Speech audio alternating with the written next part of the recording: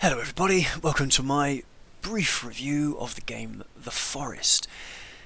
Basically, here I am, look, checking out the journal, having a little look at berries and basics of survival, how to make a basic fire for example. Basically the game is excellent. I thoroughly enjoyed it. It's immersive, it's spooky. For a wimp like me, it's just right on the kind of creepy levels. It's a little bit glitchy at times. The story is interesting. It keeps you wanting to find sort of out things. You're drip-fed interesting clues. There are kind of some weird meandering loose ends, but it doesn't really bother you, and it all comes sort of nicely together in a kind of horrible sci-fi horrific horror ending as well. Here you can see me in the early part of the game, just sort of exploring the wilderness that you find yourself in after crash landing from a night flight in what you imagine is somewhere in the North American countries, Canada, probably the USA. When you awake after that crash, you see your son Timmy being carried away by a scary-looking dude, completely painted red, and your objective is basically to find him.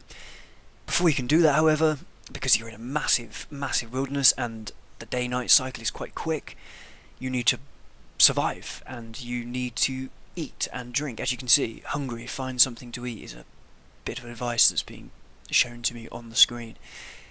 And with your trusty orange airplane survival axe, you've got to chop down trees and kill turtles and find things and survive so that you can find Timmy without starving to death. The early kind of atmosphere of the game is brilliant. You know that there is something going on the island, but because I sort of stuck to the edges of the map, my encounters with the locals were few and far between, and it was basically a very kind of immersive survival game with the odd kind of laptop found on the beach, for example.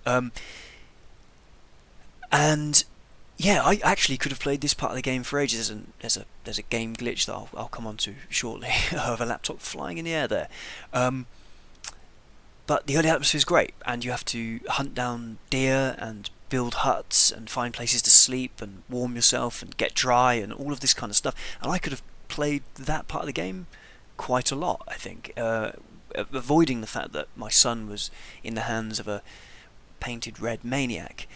But eventually, yes, you do have to go and find him, and that means venturing further into the landscape and encountering the locals, which is terrifying at first. You're very underprepared for this. You don't really have any decent weaponry, you're not very well armoured, and you're perpetually hungry and thirsty. Here's a turtle. Am I going to kill it? Which I didn't really enjoy doing. Yes, I am. Oh, and I missed, and there we go. A little two blows to the head. Not actually very enjoyable, to be honest, but life and death and all that.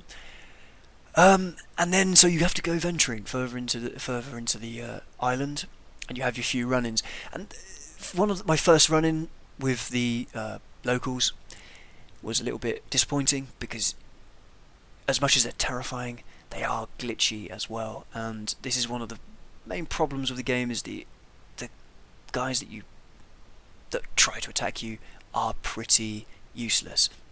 They are still horrifically terrifying, and they hunt you down at night and all of the sort of stuff that you kind of don't want to happen, they do.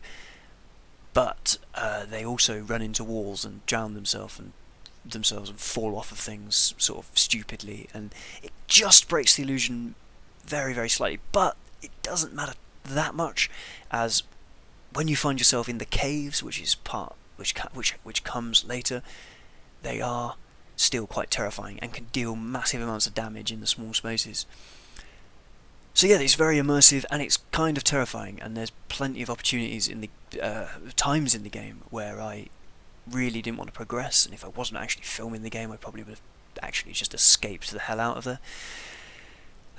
But it kind of presses you on, and you want to know what is going on the island. Plus, you obviously want to find Timmy, which is first and foremost. Let's just get that straight. Yeah, it's well worth a play. And also there's replayability. I played it story mode basically, but you could also just play it as a survival game and a kind of fighting game and a kind of almost defense game against the other inhabitants of the area. So yeah, highly recommended. Thanks for listening to me waffle on.